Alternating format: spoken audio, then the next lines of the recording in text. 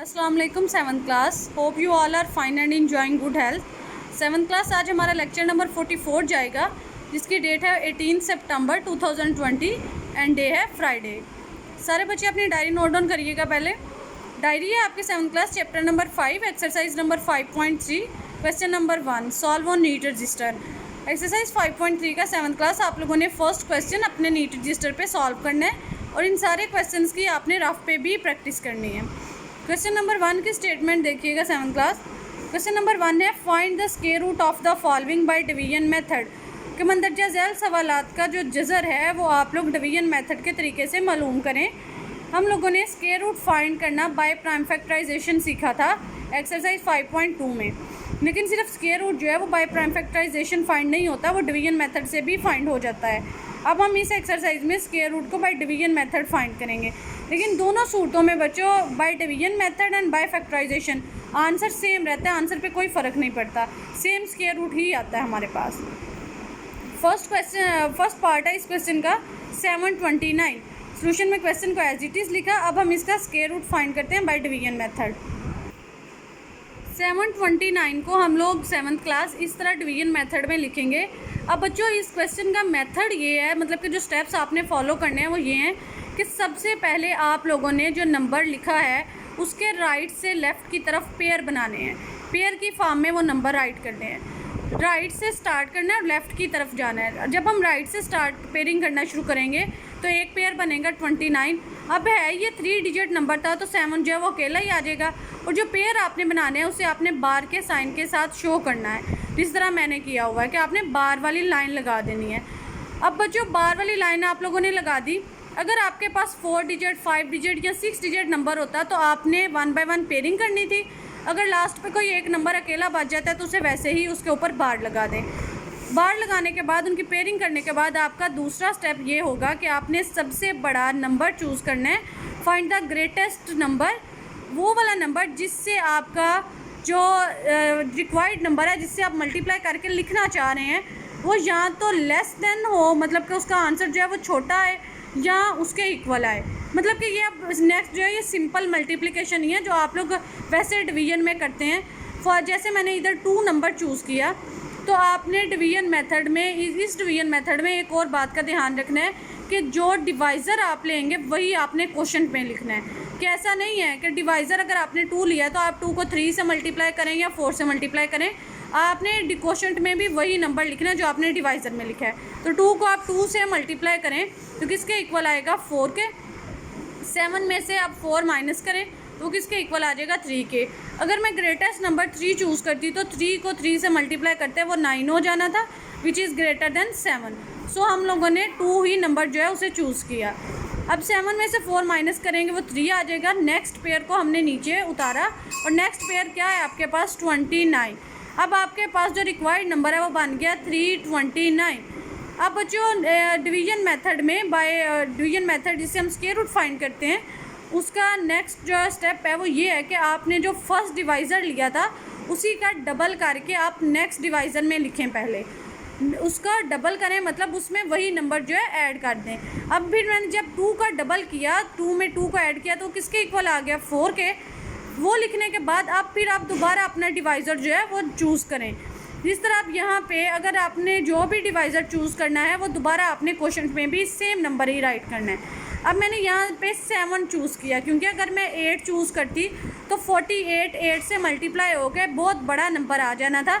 जब हम 7 चूज़ करेंगे तो 47 7 से मल्टीप्लाई होगा। 7 मैंने नेक्स्ट डिवाइज़र लिया, वो 4 के साथ लिखा, 47 बन गया, और क्वोशंट में भी अगेन 7 को ही राइट कर दिया। तो 47 7 से मल्टीप्लाई होकर 329 आ जाएगा।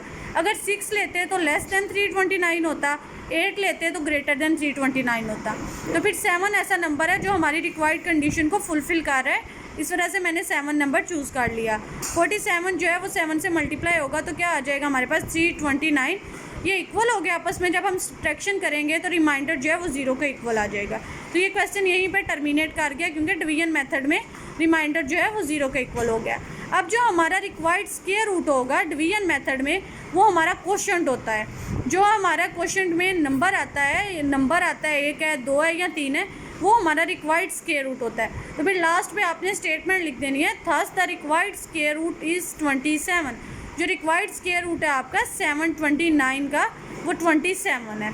729 का जब हम स्क्वायर रूट करें तो वो 27 आता है। ये तो डिवीजन मेथड से 27 आया, अगर आप प्राइम फैक्टराइजेशन से भी करेंगे तो स्क्वायर रूट 27 ही आएगा।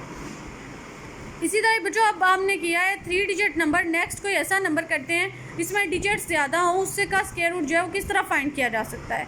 इस तरह इसी क्वेश्चन नंबर 1 का अगर आप लोग देखते हैं 12 वाला पार्ट, तो 12 वाले पार्ट में अगर आप डिजिट काउंट करें तो कितने डिजिट बने हैं, 7 डिजिट। ये 7 डिजिट नंबर है। अब हम एक 7 डिजिट नंबर को सॉल्व करके देखते हैं कि उसमें हम स्क्वायर रूट को किस तरह फाइंड कर सकते हैं। जो सबसे पहले तो मैंने जो 7 डिजिट नंबर था हमारे पास, उसे मैंने डिवीजन के अंदर लिखा। उसके बाद अब मैंने स्क्वायर रूट का जो फर्स्ट स्टेप है, जब मैंने उसे फॉलो किया तो फर्स्ट स्टेप के अकॉर्डिंग हमने पेयरिंग करनी थी, पेयर बनाने थे। और वो पेयर हमने किस तरफ को बनाने थे, from right to left, right से लेफ़्ट साइड पे हमने पेयर बनाने थे। जब हम पेयर बनाएंगे तो पहला पेयर जो है वो 89 बना, दूसरे वाला पेयर जो है वो 62 बना, थर्ड पेयर 98 एंड लास्ट पे एक डिजिट बच गया। तो फिर जारी सी बात है उसकी पेयरिंग किसी के साथ नहीं होगी, तो वो सिंपल आ गया। मैंने उसके ऊपर भी बार का साइन लगा दिया, पेयर बना के मैंने बार के साइन से उसे डिनोट कर दिया। अब जब हम इसे सॉल्व करेंगे तो जारी सी बात है जो 1 डिजिट नंबर है, जो सिंगल एक रहेगा जिसका कोई पेयर नहीं बना, पहले वो सॉल्व होगा। अब 4 है तो जारी सी बात है अगर मैं 2 को डिवाइज़र के तौर पे लेती हूँ तो 2 जो है वो जब 2 से इटसेल्फ मल्टीप्लाई होगा तो 4 जो है वो वैनिश हो जाएगा हमारे पास। तो फिर मैंने 2 जो है वो एज अ डिवाइज़र लिया। जब 2 जो है वो 2 से मल्टीप्लाई होगा तो किसके इक्वल आएगा, 4 के, और 4 में से 4 माइनस होगा तो क्या हो जाएगा, 0। अब नेक्स्ट पेयर जो है वो हमने नीचे उतारा। नेक्स्ट पेयर जो है हमारे पास वो 98 है। पूरे का पूरा पेयर जब हम नीचे उतारेंगे वो उतार के हमने लिख दिया। अब अकॉर्डिंग टू नेक्स्ट स्टेप क्या करते हैं, हम डिवाइज़र का डबल करते हैं। जो फर्स्ट डिवाइज़र था हमारे पास वो 2 था, जब हमने 2 का डबल किया तो वो किसके इक्वल आ गया, 4 के। अब अगेन हमने नेक्स्ट एक डिवाइज़र चूज़ करना है। अगर मैं 2 लेती हूँ तो 42 जो है वो 2 से मल्टीप्लाई होगा तो 84 आएगा। 2 चूज़ किया नेक्स्ट नंबर, तो 2 ही मैंने क्वेश्चन में लिखा। 42 को 2 से मल्टीप्लाई किया तो वो 84 आया। लेकिन अगर बच्चों मैं यही नंबर 2 के बजाय 3 ले लेती हूँ तो 43 जब 3 से मल्टीप्लाई होगा तो वो 98 से अबव हो जाएगा।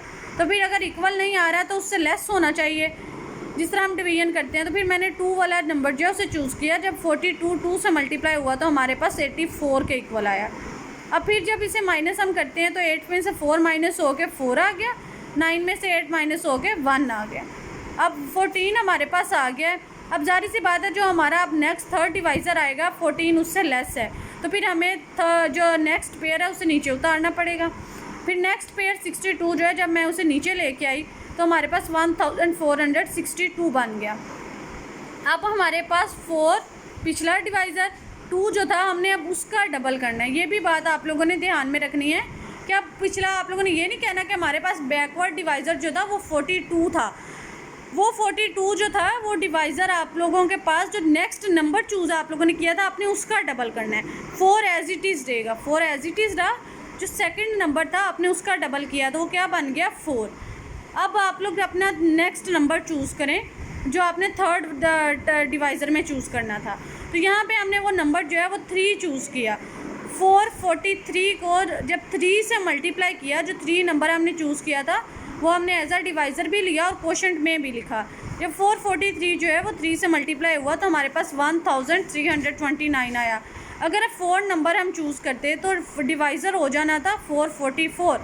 जब 444 4 से मल्टीप्लाई होता तो वो 1462 से अबव हो जाना था। तो फिर अगर इक्वल नहीं आ रहा तो हमने लेस वाला ही लिखना है, उसके अबव वाला तो नहीं लिख सकते। तो फिर 3 वाला नंबर जो है वो हमने चूज़ किया और डिवाइज़र और क्वोशंट में हमने 3 को राइट कर दिया। 443 जो है वो 3 से मल्टीप्लाई होकर 1329 आ गया। अब फिर नेक्स्ट हम इसको सब्ट्रैक्शन का स्टेप करेंगे। जब हमने सब्ट्रैक्शन की तो 2 जो था वो लेस देन 9 था, 1 कैरी लिया हम लोगों ने। 12 में से 9 को माइनस करेंगे वो 3 आ जाएगा। तो अब जब 1 हमने कैरी लिया है तो 6 जो था वो 5 रह गया। 5 में से 2 माइनस करेंगे 3 एंड 4 में से 3 माइनस करेंगे 1। 1 में से 1 माइनस होकर 0 आ जाएगा। वो लिखने की ज़रूरत नहीं है, वो मीनिंगलेस है क्योंकि वो लेफ़्ट साइड पे आएगा। लेफ़्ट साइड पे जब ज़ीरोज़ आते हैं वो मीनिंगलेस होते हैं, राइट साइड वाले जो ज़ीरोज़ होते हैं उनकी वैल्यू जो है वो अकर करती है। अब नेक्स्ट वाला जो लास्ट पेयर हमारे पास बच गया, हम उसे भी नीचे ले आए और वो लास्ट पेयर क्या था हमारे पास 89। अब हमारे पास जो अमाउंट आ गई वो हमारे पास 5 डिजिट नंबर हैं। फिर नेक्स्ट स्टेप जब हम 4th डिवाइज़र अपना लेंगे तो 4 अब हमने 3 का डबल करना है, क्योंकि जो पहले नंबर्स थे वो बैकवर्ड में वो उनका हम डबल कर चुके हैं। अब लास्ट वाले डिजिट का हमने डबल करना है। जब हम 3 का डबल करेंगे, 3 में 3 ऐड करेंगे तो वो 6 आ जाएगा। अब 446 जो है ये तो डिवाइज़र था कि हमने बैकवर्ड वाले से ही लिखा। अब नेक्स्ट नंबर हमने फिर चूज़ करना है। जब हम बच्चों 2 वाला नंबर चूज़ करके डिवाइज़र और क्वोशंट में राइट करते हैं तो 4462 जब 2 से मल्टीप्लाई होता है तो वो हमारी रिक्वायर्ड अमाउंट जिसके नीचे हमने मल्टीप्लाई करके लिखना है उससे लेस आता है। जब हम 4 नंबर चूज़ करके मल्टीप्लाई करके लिखते हैं तो वो हमारी अमाउंट से अबव आता है। तो फिर अब जो मॉडरेट नंबर बच जाता है वो 3 वाला है। 3 वाले से मल्टीप्लाई करके अगर हम देखते हैं तो इक्वल आ जाते हैं दोनों, तो रिमाइंडर हमारे पास 0 आ जाएगा, मतलब ये यहीं पे वैनिश हो जाएगा। तो फिर हमने 3 नंबर चूज़ कर लिया। जब हमने 4463 को 3 से मल्टीप्लाई किया तो हमारे पास रिक्वायर्ड अमाउंट आ गई और वो दोनों आपस में इक्वल है। इसी वजह से जब हम सब्ट्रैक्शन का प्रोसेस करेंगे तो हमारे पास रिमाइंडर जो है वो 0 का इक्वल आ जाएगा। 0 आ गया, इट मीन्स कि अब नेक्स्ट डिवीजन का प्रोसेस जो है वो कंटिन्यू नहीं होगा, यहीं पे वैनिश हो गया। तो हमारा जो क्वोशंट होता है वही हमारा रिक्वायर्ड स्क्वायर रूट होता है। तो सो हमने लिख दिया थस। अब जो लास्ट क्वेश्चन था आपके पास उधर तो मैंने लिखा कि थस इंग्लिश में स्टेटमेंट लिख दी, thus required square root of this one number is, लेकिन यहाँ पे मैंने अब रेडिकल के साइन के में ही एक्सप्रेशन को लिख दिया है। दोनों तरीक़ों में से आप जिस तरह चाहें लिख सकते हैं, वो एक ही सेंस शो करते हैं।